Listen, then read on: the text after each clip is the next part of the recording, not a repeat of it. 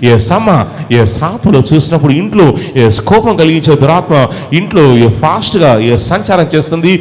అందువల్ల ఇంట్లో ఎవరికమ్మా ఊరికే కోపం, ఊరికే ఆవేశం, ఊరికే చిరాకు, ఊరికే ఎవరికి అలా అనిపిస్తుందమ్మా? నేనే చేస్తాను. మీరే చేస్తారు? ఎవరిపైన చేస్తారమ్మా? అందరి మీద. నేను ఫ్యామిలీలో ఎవరుంటే వాళ్ళు, ఎవరుంటే వారి మీద మీరే ఊరికే చిరాకు వస్తుంది. అవునమ్మా, ఊరికే చిరాకు వస్తుంది అమ్మా. చిరాకు వచ్చినప్పుడు అందరూ పాపం అందరి మీద మీరు కోపడుతుంటారు. ఒంటరిగా కూర్చొని ఎందుకు నేను ఈజీగా ఇలా చిరాకు వస్తుంది, కోపం ఎందుకు వస్తుందని మీరు ఒంటరిగా కూర్చొని ఆలోచిస్తున్నారు. అవునమ్మా, ఏమని ఆలోచిస్తున్నారమ్మా? ఇంకా ఎందుకు ఇలాగా, ఎందుకు నాకు ఇలా, ఎందుకు చిరాకు వస్తుందని మీరు ఆలోచిస్తున్నారు. అవునమ్మా, చిరాకు వస్తుంది ఆలోచిస్తున్నారు. అలాగే ఎందుకంటే మిమ్మల్ని చూడంగానే మీ నెత్తి మీద ఒక తేలు లాంటి దురాత్మ, తేల్లాంటి దురాత్మ మీ నెత్తి మీద కూర్చొని నేను చూస్తున్నాను. ఇది మీ నెత్తి మీద కూర్చుంది కాబట్టి అదేం చేస్తుందంటే మీ తలను బాగా ఇరిటేట్ చేయడం చూస్తున్నాను. అందువల్ల ఈ తలంతా కూడా ఏదో నొప్పిలాగా, పోటులాగా, తలంతా కూడా తలపోటులాగా, హెడేక్ లాగా ఎవరుకుంటుందమ్మా? అప్పుడప్పుడు మీకే ఉంటుంది. అవునమ్మా, మీకే ఉంటుంది. మిమ్మల్ని ఆత్మలో నేను చూస్తున్నప్పుడు ఆత్మలో చూస్తున్నప్పుడు పరిశుద్ధాత్మ దేవుడు సెలవిస్తున్నాడు. ఒంటరి పోరాటం. ఆత్మలో చూసినప్పుడు మీరు చాలా కాలంగా ఒంటరి పోరాటం చేస్తున్నారు. ఒక్కతే మీ కుటుంబం కోసం, ఇంటి కోసం ఒంటరి పోరాటం చేస్తూ ఎన్నాళ్ళు ఈ ఒంటరి పోరాటం, ఎన్నాళ్ళు ఈ ఒంటరి పోరాటం, ఎన్నాళ్ళు ఈ ఒంటరి పోరాటం అని దేవునిలో కన్నీరు కారుస్తూ ప్రార్థన చేసేది ఎవరమ్మా? మీరే. అవునమ్మా, ఆత్మలో చూసినప్పుడు మీరు ఒంటరి గుండు ఏడుస్తూ, ఏంటి ప్రభువా నాకు ఈ కష్టం ఎందుకు వచ్చింది, నాకే ఎందుకు ఈ బాధ వచ్చింది, నేనే ఎందుకు ఈ కష్టం గుండా వెళ్ళాలని అప్పుడప్పుడు మీరు ఏడుస్తూ జరిగిన సంఘటనలన్నీ కూడా జ్ఞాపకం చేసుకుంటూ బాధపడుతూ అయ్యో ఎందుకు ఇలా జరిగిందని ప్రతిరోజు మీరు ఏడుస్తున్నారు. అవునమ్మా, ప్రతిరోజు ఏడిపే ఉంది. సాపుల్ని చెక్ చేసినప్పుడు సడన్గా మీటింగ్ రాగానే ఇంట్లో ఒక దురాత్మ ఇంట్లో ఎవరిని ఆవరిస్తుంది చూడండి. ఆ స్త్రీ ఎలా ఏడుస్తుందో చూడండి. పరిశుద్ధాత్మ దేవుడు మాట్లాడుతున్నప్పుడు ఆయన హృదయాన్ని తట్టుతాడు. ఆయన హృదయాన్ని తట్టంగానే వెంటనే పరిశుద్ధాత్మ దేవుడు ఇలా స్పర్శించంగానే హృదయం టచ్ అయితే హృదయంలో నుంచి కన్నీళ్లు పొంగి పొలుతాయి. సాపులో చూసినప్పుడు ఇంట్లో కోపం కలిగించే దురాత్మ ఇంట్లో ఫాస్ట్గా సంచారం చేస్తుంది. అందువల్ల ఇంట్లో ఎవరికమ్మా ఊరికే కోపం, ఊరికే ఆవేశం, ఊరికే చిరాకు, ఊరికే ఎవరికి అలా అనిపిస్తుందమ్మా? నేనే చేస్తాను. మీరే చేస్తారు? ఎవరిపైన చేస్తారమ్మా? అందరి మీద. నేను ఫ్యామిలీలో ఎవరుంటే వాళ్ళు, ఎవరుంటే వారి మీద మీరే ఊరికే చిరాకు వస్తుంది. అవునమ్మా, ఊరికే చిరాకు వస్తుంది అమ్మా. చిరాకు వచ్చినప్పుడు అందరూ పాపం అందరి మీద మీరు కోపడుతుంటారు. ఒక్కోసారి ఒంటరి కూర్చొని ఎందుకు ఇలా చేస్తున్నాను, నాకే ఎందుకు ఇలా, నేను ఎందుకు ఇలా చేస్తున్నాను. మిగతా వాళ్ళు మీరు అనేసరికి మిగతా వాళ్ళంతా బాధపడ్డము. ఒంటరిగా కూర్చొని ఎందుకు నేను ఈజీగా ఇలా చిరాకు వస్తుంది, కోపం ఎందుకు వస్తుందని మీరు ఒంటరిగా కూర్చొని ఆలోచిస్తున్నారు. అవునమ్మా, ఏమని ఆలోచిస్తున్నారమ్మా? ఎందుకు నాకు ఇలా, ఎందుకు చిరాకు వస్తుందని మీరు ఆలోచిస్తున్నారు. అవునమ్మా, చిరాకు వస్తుందని ఆలోచిస్తున్నారు. అలాగే ఎందుకంటే మిమ్మల్ని చూడంగానే మీ నెత్తి మీద ఒక తేలు లాంటి దురాత్మ, తేల్లాంటి దురాత్మ మీ నెత్తి మీద కూర్చొని నేను చూస్తున్నాను. ఇది మీ నెత్తి మీద కూర్చుంది కాబట్టి అదేం చేస్తుందంటే మీ తలను బాగా ఇరిటేట్ చేయడం చూస్తున్నాను. అందువల్ల ఈ తలంతా కూడా ఏదో నొప్పిలాగా, పోటులాగా, తలంతా కూడా తలపోటులాగా, హెడేక్ లాగా ఎవరుకుంటుందమ్మా? అప్పుడప్పుడు మీకే ఉంటుంది. అవునమ్మా, మీకే ఉంటుంది. నెక్స్ట్ ఆత్మలు నేను చూసినప్పుడు నాకు ఆత్మలు నేను చూసినప్పుడు నాకు సంథింగ్ 2018 ఆత్మలో చూస్తున్నాం. నాకు 2018 కనిపిస్తుంది. 2018 సంవత్సరం నేను చూస్తున్నాను. 2018లో ఏం జరిగిందమ్మా? మా నాన్నగారు చనిపోయారు. మీ నాన్నగారు ఎప్పుడు చనిపోయారమ్మా? 2018 మీ ఎవరు చనిపోయారు? మీ నాన్నమ్మ చనిపోయారు. మీ నాన్నమ్మ చనిపోయారు. నెక్స్ట్ ఆత్మలు నేను చూసినప్పుడు మీ ఇంట్లో నేను చూసినప్పుడు నాకు 1, 2, 3 ముగ్గురు వ్యక్తులాగా చనిపోయిన వ్యక్తులా కనిపిస్తున్నారు.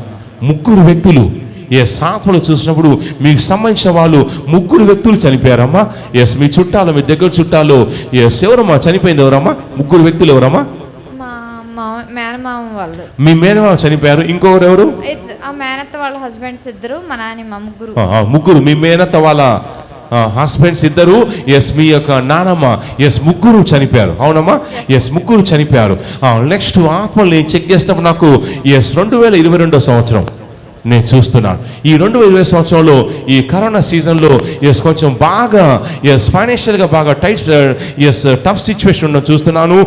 ఆ సమయంలో కొంచెం ఫైనాన్షియల్గా కొంచెం చాలా టైట్ సిచ్యువేషన్ ఎవరికి ఉండేనమ్మా? మీకే ఉంది. అవునమ్మా? అందువల్ల గతంలో కొంచెం ఇంట్లో గడవడం కష్టంగా ఉండేసి డబ్బులు అవసరం ఉందని చెప్పేసి కొంచెం బయట కొన్ని చిన్న అప్పులు ఏదో చేయడం నేను చూస్తున్నాను. ఎవరమ్మా అప్పులు వేసింది? ఎవరమ్మా? మా డాడీ చేస్తే అవి వాటికి షూరిటీ సంతకాలు నేను చేశాను. ఏదమ్మా? మీ డాడీ చేస్తే దానికి షూరిటీ సంతకం మీరు ఇచ్చారు. అవునమ్మా? మీరు షూరిటీ సంతకం ఇచ్చారు. అయితే మీ డాడీ అప్పులు చేశాడు. అందువల్ల అయితే కొన్నిసార్లు అది కట్టలేకపోయారు. అవునమ్మా? కట్టలేకపోతే మీరు షూరిటీ ఇచ్చారు. అందువల్ల ఎవరైతే అప్పులు ఇచ్చారో మీరు షూరిటీ ఇచ్చారు కాబట్టి మీ డాడీ చేసిన అప్పులు మీరే కట్టండి అని చెప్పేసి మీపై ఒత్తిడి తీసుకొచ్చారు. తెచ్చారమ్మా?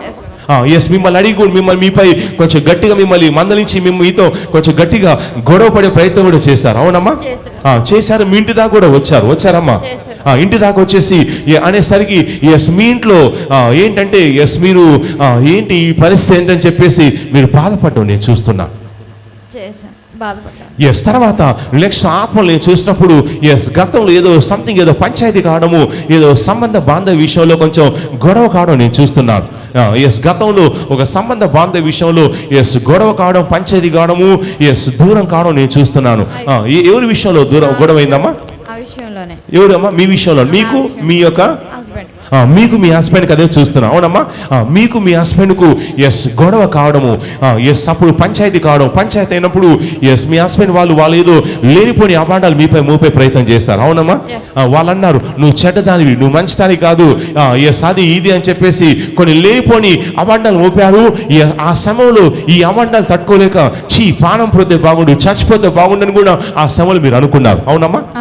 అనుకున్నారు. ఏ అబాండాలు మోపారమ్మా మీ పైన? ఏ అబండాలు మోపారు? కొన్ని నువ్వు చెడ్డదానివి, నువ్వు మంచిదానివి కాదు, బ్యాడ్ క్యారెక్టర్ దానివి, నువ్వు చెడ్డదానివి, నీ క్యారెక్టర్ బాగుండదని చెప్పేసి వాళ్ళు మోపారు. గొడవైంది. గొడవైన తర్వాత ఇక ఉండలేక మీరు ఒక్కడి నుంచి మీరు మీ యొక్క డాడీ వాళ్ళ ఇంటికి రావడం నేను చూస్తున్నాను. అవునమ్మా? అప్పటి నుంచి కూడా మీ హస్బెండ్కు దూరంగానే మీరు ఉంటున్నారు. అవునమ్మా? అవునమ్మా? మీ హస్బెండ్కి దూరంగానే ఉంటున్నారు. అయితే మీ హస్బెండ్ నేను చూసినప్పుడు వాళ్ళ యొక్క పేరెంట్స్తో ఉంటున్నాడు. వాళ్ళ వద్దకు వెళ్ళడానికి కానీ మీ భర్త వద్దకు వెళ్ళడానికి కానీ మీకు మనసు అసలు ఒప్పడం లేదు. అవునమ్మా? డైవర్స్ తీసేసుకున్నారు. లాస్ట్ లో వాళ్ళతో ఇష్యూస్ వచ్చాయి. మీకు వెళ్ళాలని మీకు ఇష్టం లేదు. ఇక చివరికి వాళ్ళు మాకు డైవర్స్ ఇచ్చేయమని చెప్పారు. మీరు డైవర్స్ ఇచ్చేసారు. అవునమ్మా? డైవర్స్ ఇచ్చేస్తారు. అంతకుముందే సాఫలు చూసినప్పుడు ఒక శిశువు నేను చూస్తున్నానమ్మా.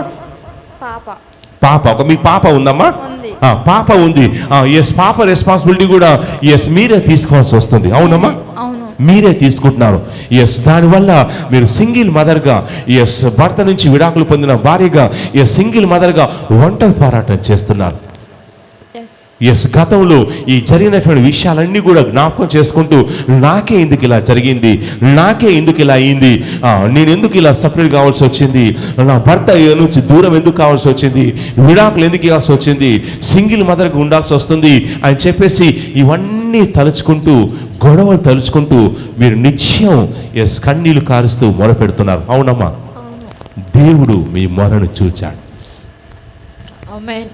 దేవుడు మీ కన్నీరు చూచాడు. దేవుడు మీ యొక్క ఆవేదన చూచాడు.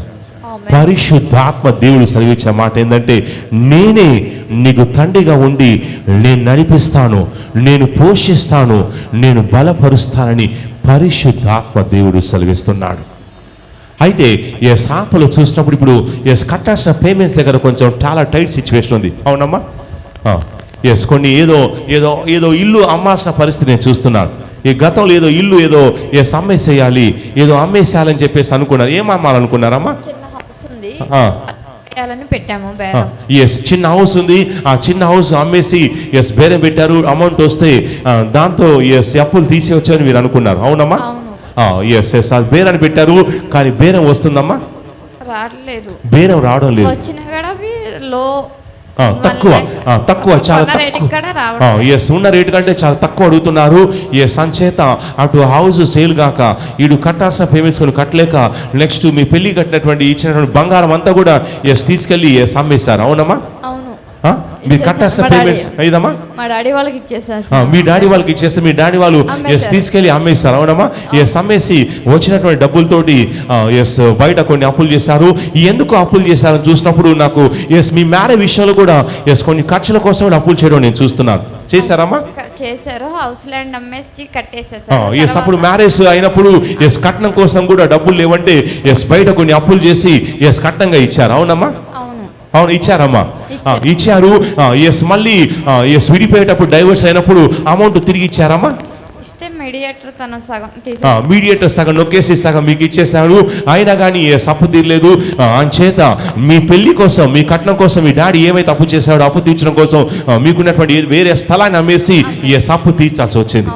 అవునమ్మా? ఆ ల్యాండ్ అమ్మేసి అప్పులు కట్టేసి తర్వాత మేము అక్కడ IBM లో 2 houses తీసుకున్నాము. అందులో ఒక హౌస్ బేరం పెట్టింది. ఇప్పుడు ఒక హౌస్ బేరం పెట్టారు. ఒక హౌస్ మాత్రం మా కిందే ఉంది, మేమే ఉంటాము. మీరే ఉంటున్నారు. సరే, ఆ హౌస్ కూడా సేల్ కావాలని కోరుకుంటున్నారు. అవునమ్మా? ఎస్ హౌస్ సేల్ కోసం ప్రార్థన చేస్తాను. ఎస్ దేవుడు మీపై పనిచేసే శాపను విరగొట్టబోతున్నాడు. ఎస్ కళ్ళు మూసుకోండి అమ్మా. ఎస్ కళ్ళు మూసుకోండి. ఎస్ కళ్ళు మూసుకోండి. ఎస్ మైక్ ఇచ్చేసేయండి. అనుకోండి నాకు ఈ కార్యం జరగాలి ప్రభు అనుకోండి.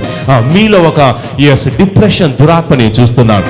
మీలో ఉన్నటువంటి ఆ డిప్రెషన్ దురాత్మ బయటకు వచ్చేస్తుంది. ఈ బిడ్డ పట్టలోనికి ఈ బిడ్డ తలలోనికి పట్టలోనికి డిప్రెషన్ దురాత్మ అగ్ని గంధకాల్ని రిలీజ్ చేస్తున్నాను. ఈ అగ్ని గంధకాలు ఈ పట్టలోనికి ఈ స్త్రీ యొక్క తలలోనికి ఒంట్లోనికి మొత్తం కూడా పాతాళం నుంచి వచ్చేటువంటి అగ్ని గంధకాలు ఒంట్లో తలలో మొత్తం సంచారం చేస్తున్నాయి.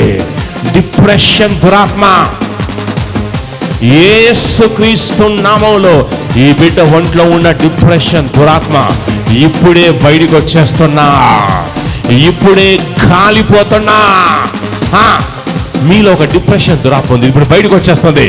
యేసుక్రీస్తు నామములో నజరేయుడైన యేసుక్రీస్తు నామములో ఆ డిప్రెషన్ దురాత్మ బయటకు వచ్చేస్తున్నా. పట్టలోకి తల్లోకి అగ్ని గంధకాలు పాతాళం నుంచి వచ్చేటువంటి అగ్ని గంధకాలు పట్టలోనికి తల్లోకి రిలీజ్ చేస్తున్నాను. ఒంట్లో ఉన్న డిప్రెషన్ దురాత్మ అగ్ని గంధకాలు కాలిపోతున్నా, బయటకు వచ్చేస్తున్నా. యేసుక్రీస్తు నామములో నజరేయుడైన యేసుక్రీస్తు నామములో నజరేయుడైనటువంటి యేసుక్రీస్తు నామములో ఈ బిడ్డ ఒంట్లో నుంచి బయటకు వచ్చేస్తున్నా. నా చేయి పెడుతుండగా వా డిప్రెషన్ మీలో నుంచి బయటకు వచ్చేస్తుంది, కాలిపోతుంది. ఎస్ ఒంట్లో నుంచి తల్లో నుంచి బ్రెయిన్లో నుంచి డిప్రెషన్ దురాత్మ యేసుక్రీస్తు నామములో కాలిపోతుంది. అమ్మ చేతులు పైకెత్తండి. దేవుడు మిమ్మల్ని అభిషేకించబోతున్నాడు. యేసుక్రీస్తు నామములో అభిషేకం, అగ్ని అభిషేకం పొందుకోండి. అగ్ని అభిషేకం బలంగా దిగొస్తుంది. మీ మీదికి అగ్ని అభిషేకం బలంగా దిగొస్తుంది. అద్భుతం జరుగుతుంది. అభిషేకం దిగొస్తుంది. ఎస్ ఇల్లు సేల్ అవుతుంది, వాపులు తిరుగుతాయి, కార్యాలు జరుగుతాయని ప్రవచిస్తున్నాను. అద్భుతాలు జరుగుతాయి యేసుక్రీస్తు నామములో. ఆమేన్. గట్టిగా చప్పళ్ళు కొట్టి గట్టిగా గట్టిగా చప్పళ్ళు కొట్టి ఉచ్చరించి గట్టిగా చెప్పండి. హల్లెలూయా, హల్లెలూయా, సే హల్లెలూయా, హల్లెలూయా. yes అమ్మ, గాడ్ బ్లెస్ యు. దేవుడి మళ్ళీ ఎస్ బహుగా దీవించినాక మీరు సాక్ష్యం రాబోతున్నారు.